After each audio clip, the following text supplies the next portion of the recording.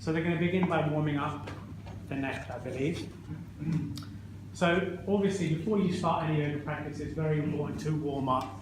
And the neck is one of the most delicate parts of the body. It's connecting the brain to the rest of your body.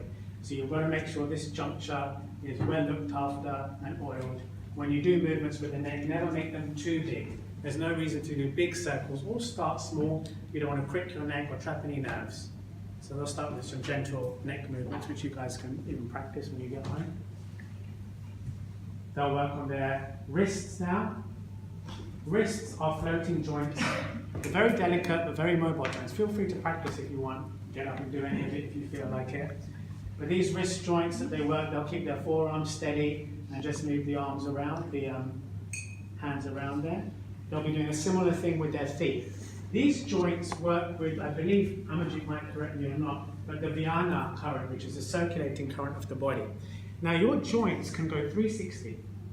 If you stop using them 360, they'll start doing 300, 180, 170, 90, arthritis. The movement to remember is a good backward bend. This is always good to do in the mornings. They're using their hands in a very beautiful way to open up their wrists, and they're doing gentle backward bends. When you do backward bends, the bend comes from your heel right through to your hip, to the chest, to shoulders, back, and all the way to the fingers, like a banana. And they'll go forward as well and do forward bends. So back bends are not to isolate just one part of the body.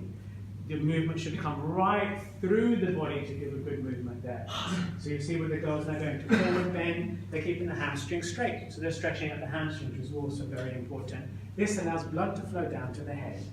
So this blood to the head will go into all of the senses and refresh their brain. And when they come back up again, they'll be breathing and taking in fresh oxygen back to the top. So the blood has moved otherwise. You can go on to the next one now.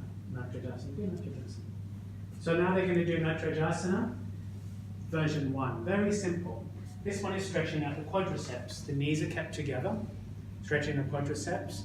Very long stretch in the arm. You can see here, chest a little bit out to the front, working on the strength of their core, the strength of their legs, and concentration, dharana.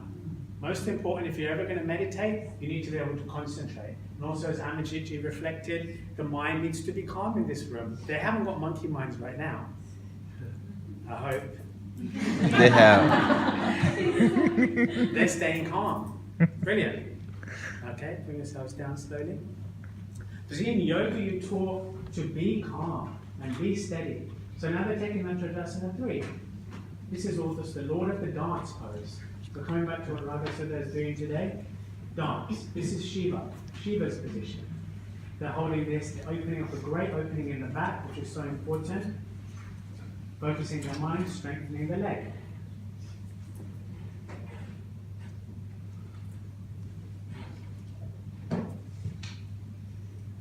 The work is on the strength of the legs. They're opening up the chest cavity area, giving space to the lungs. Wrists are working perfectly well here. Shoulders, eyes, composure. They're taking on the personification of a tree. Trees are calm, trees are wise, trees are steady. This energy will come into you when you practice Vrikshasana. Taking the arms up here, they're working onto the rotator cuff of the shoulders, and they've got a twisted wrist here. So you can see what's happening here. So this is working the wrist joint. Keeps your hands healthy and fit and well. And they're extending upwards now, going all the way up into a spring tall tree. They pull their stomachs in, lift their rib cages up, so this works the digestive area, and it lengthens out their spine.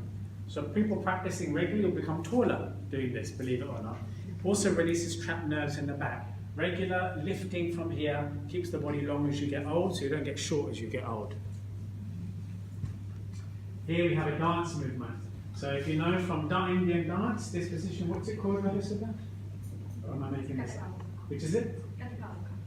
2 fingers. Like she said.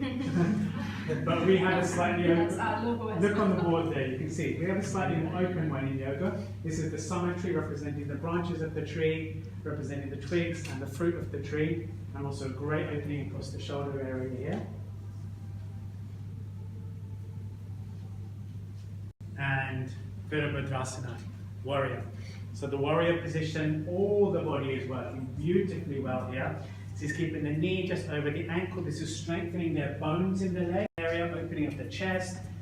Infinite lines through the hands. Very strong, beautiful position. And again, steady and concentrated.